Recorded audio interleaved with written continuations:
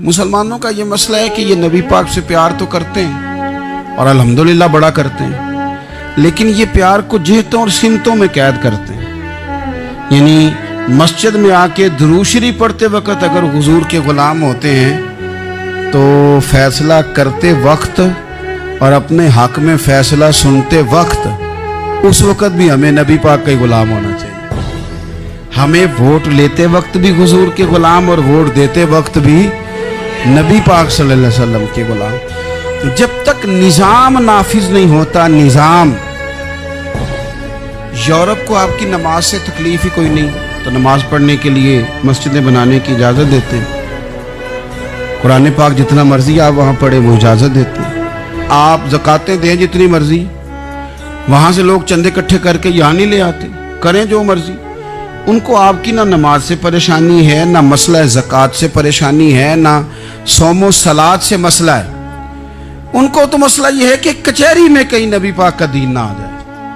उनको तो मसला ये है कि कहीं पार्लियामेंट में हुजूर का दीन ना आ जाए। दो कौमी नजरिए क्या हैं और नजरिया पाकिस्तान क्या है जिसकी बुनियाद पर पाकिस्तान बना। बड़े ठंडे दिल से मेरी बात को समझिएगा।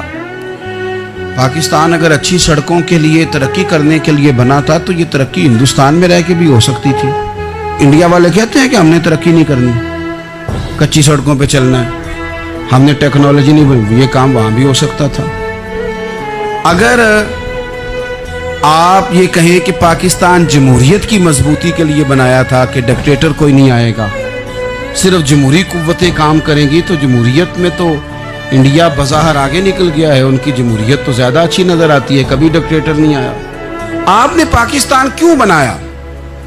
अगर आपने यही काम करने थे, फाशी और यानी और जो मर्जी जिसके मन में आए करे और कोई फ़र्क ना हो यहाँ के और वहाँ के कल्चर में, रिश्वतखोरी, भत्ताखोरी और नाजायज़ फरोशी, सारे काम अगर होने थे तो ये काम वहाँ भी होते हैं। पाकिस्तान क्यों बना? क्यों इतनी सारी 40,000 लोगों ने अपनी जानों की कुर्बानियाँ दी? दुनिया की सबसे बड़ी हिजरत हुई है, सबसे बड़ी, जब पाकिस्तान बना।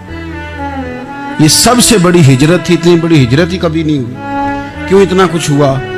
तो इसलिए हुआ कि हमें बताया गया था कि वहाँ ना सोशलिज्म, ना वहाँ खाली जमहूरियत का राग अलापा जाएगा, बल्कि एक बुलंद नारा लगाया गया था। नारा क्या था? पाकिस्तान का मतलब क्या? पाकिस्तान का मतलब क्या? ला इलाहा इल्लल्लाह मुहम्मद रसूलुल्लाह सल्लल्लाहु अलैहि। ये उन्वान बनाया गया। गरीब आदमी को बताया गया कि जब पाकिस्तान बनेगा तो वहाँ हुजूर का निज़ाम नाफिज होगा, जागीरदार की और गरीब की तफरीक ख़त्म होगी। जिस तरह अमीर के बच्चे को कॉलेज में दाखिला मिलेगा, गरीब के बच्चे को भी मिलेगा। वहाँ बताया गया कि लोग वहाँ हर लिहाज से अपने आप को बराबर समझेंगे। वहाँ वही बात होगी जो जनाब सिद्दीक़ अकबर करते थे। वहाँ वही जुमले दोहराए जाएंगे जो हज़रत उमर फरमाते थे। वहाँ उसी तरह गरीब पर सखावत की जाएगी, उसे दिया जाएगा जिस तरह हज़रत उस्मान गनी करते थे। वहाँ उसी तरह फ़क्र का दौर दौरा होगा, सादगी का हुस्न होगा, अपनायत का नूर होगा जो मौला अली शेर खुदा ने अता फरमाया था। इस सोच की बुनियाद पर पाकिस्तान बनाया गया, इस सोच की बुनियाद पर, और इसी सोच को आगे लेकर के जाया गया। कोई सियासी पार्टी अब ये बात नहीं करती। दो कौमी नजरिए का माना ये था कि हिंदू अलग कौम है, मुसलमान एक अलग कौम है, उनका रहना सहना, उठना बैठना, खाना पीना अलग है। हमारा उठना बैठना, खाना पीना, सारे मामलात अलग हैं, तहजीब व तमद्दुन अलग है। लिहाजा हमें अलग से खित्ता चाहिए जहां हम इस्लामी नजरियात के मुताबिक आज़ाद होकर अपना वक्त गुजार सकें। इस दो कौमी नजरिए की बुनियाद पर, दो कौमी पहले तो अल्लामा इकबाल इसके कायल नहीं थे। अल्लामा इकबाल का पहले ख्याल ये था कि सारे जहां से अच्छा हिंदुस्तान हमारा, ये इकबाल ने लिखा था। फिर इकबाल कहते हैं मेरी सोच बदली और फिर मैंने कहा कि नहीं, खित्तों के जोर पे नहीं, आप रंग नस्ल के जोर पे नहीं, बल्कि कहने लगे कि अपनी मिल्लत पर कयास अक़वाम मगरिब से न कर, खास है तरकीब में कौमे रसूल हाशिम। आप जो तकसीम करेंगे, ये जो तकसीम हुई है ना अरब की, یہ مذہب کی بنیاد پہ نہیں ہوئی. یہ تو ان کی ذاتی لڑائیاں تھیں. چھوٹا سا دبئی بن گیا, چھوٹا سا مسقط, چھوٹا سا ابو ظبی.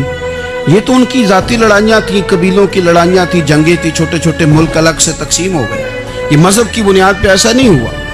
دنیا میں جتنی ریاستیں ٹوٹ کر بڑی ریاستوں سے الگ ہوئی تو اس میں یہ تھا کہ ہماری قوم الگ ہے, ہم سردار علیحدہ سے ہیں, اس لیے ہم علیحدگی پسند ہیں. دنیا کے اندر 2 ہی وطن ہیں جو دین کے نام پہ بنے, 2 ہی اسٹیٹ ہیں جو اسلام کے نام پر وجود میں آئیں.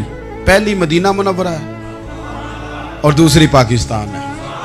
خالص مذہب کے نام پر یہ 2 ریاستیں وجود میں ہیں, ایک مدینہ طیبہ اور دوسرا پاکستان. پاکستان کا مطلب کیا؟ لا الہ الا اللہ محمد رسول اللہ صلی اللہ علیہ وسلم. حضرت عمر فاروق, اللہ اکبر, حضرت عمر جیسا بندہ, 24 لاکھ مربع میل کا حکمران, اور شاہ روم کو خط لکھ کے کہتا ہے میں منت نہیں کرتا, میں حکم دیتا ہوں.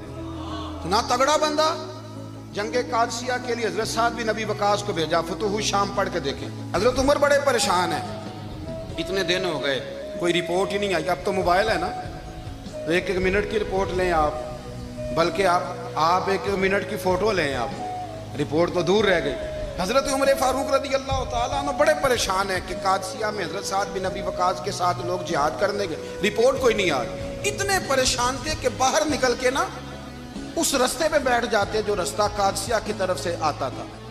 جو بھی آتا جاتا پوچھتے جنگ کے کیا حالات ہیں. ادھر جب اللہ نے فتح دے دی نا تو حضرت سعد بن ابی وقاص رضی اللہ تعالیٰ عنہ نے ایک قاصد کو خط دے کے بھیجا, کہنے لگے عمر کے پاس جاؤ, انہیں اطلاع دو کہ الحمدللہ اللہ نے اسلام کو فتح عطا کر دی. یہ حضرت عمر کو جا کے دینا.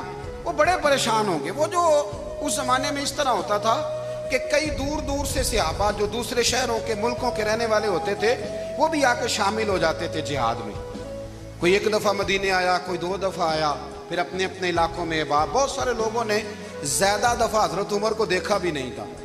وہ جو قاصد خط لے کے آیا تھا نا, اس نے 1 دفعہ دیکھا تھا, حضرت عمر بوڑھے ہو گئے, وہ پہچانتا نہیں تھا. ادھر سے وہ خط لے کے آ گیا. حضرت عمر مدینے سے باہر نکل کے اس روڈ پہ بیٹھے تھے جو قادسیہ سے آتا تھا. جب اس آدمی کو آتے دیکھا تو حضرت عمر اٹھ کے کھڑے ہو گئے, فرمانے لگے قادسیہ سے آ رہے ہو؟ وہ کیا کہتا ہے؟ پھٹے پرانے کپڑے, ٹوٹے ہوئے جوتے, سر پہ پرانی پگڑی. کہنے لگے غلام مدینے کے رہنے والے ہو؟ حضرت عمر کہنے لگے ہاں مدینے کا ہوں. کہا میں قادسیہ سے آیا ہوں, الحمدللہ اللہ نے اسلام کو فتح دے دی ہے, الحمدللہ کفر کی کمر ٹوٹ گئی ہے. اس نے یہ بات کر کے تو گھوڑے کو ایڑی لگائی, گھوڑا دوڑنے لگا مدینے کے. حضرت عمر بھی ساتھ ساتھ دوڑ رہے. فرمانے لگے اچھا بتاؤ خالد بن ولید کا کیا حال ہے؟ تھوڑا آگے جا کے فرمانے لگے اسامہ بن زید کیسے ہے؟ وہ کہتے ہیں ٹھیک ہے. پھر اس نے اور گھوڑا, عمر ساتھ ساتھ دوڑ رہے ہیں, ساتھ ساتھ. 24 لاکھ مربع میل کا حکمران, ایک جوتا پیر سے نکل گیا, عمر دوڑ رہے ہیں. آگے جا کے پوچھتے ہیں سعد بن ابی وقاص کا کیا حال ہے؟ کہا حضور وہ بھی ٹھیک ہے. کتنے لوگ میرے شہید ہو گئے مسلمانوں میں سے؟ کہنے لگا صحیح گنتی کا نہیں پتا. یہ لفظ ادا ہوتے ہوتے مدینے کی سرحد آ گئی. لوگوں نے عمر کو گھوڑے کے ساتھ دوڑتے دیکھا تو کہا امیر المومنین کیوں دوڑ رہے ہیں؟ وہ غلام چھلانگ لگا کے نیچے آیا, قدموں میں بیٹھ گیا. کہنے لگا حضور آپ نے بتایا ہی نہیں آپ امیر المومنین ہیں. آپ فرمانے لگے کیا بتاتا؟ میں تو اونٹ چلانے والے کا پتر ہوں, کیا بتاتا؟ وہ عمر ہوں جس نے اپنے گناہوں کا حساب دینا ہے, کیا بتاتا؟ جو سعد بن ابی وقاص کو جہاد پہ بھیج کے خود بزدلوں کی طرح گھر میں بیٹھا ہے, کیا بتاتا؟ کوئی حیثیت نہیں, کوئی طاقت. تو نے اچھا کیا, تو تو مجاہد تھا, مجھے ساتھ ساتھ دوڑایا, تو نے اچھا کیا. جتنے لوگ تھے چیخیں مار کے رونے لگے. حضرت فاروق اعظم سے کہنے لگے عمر جب تک تیرے جلوے رہیں گے اللہ کامیابیاں ہی عطا فرمائے گا, جب تک تیرا رنگ رہے گا اللہ تعالیٰ نوازتا ہی رہے گا.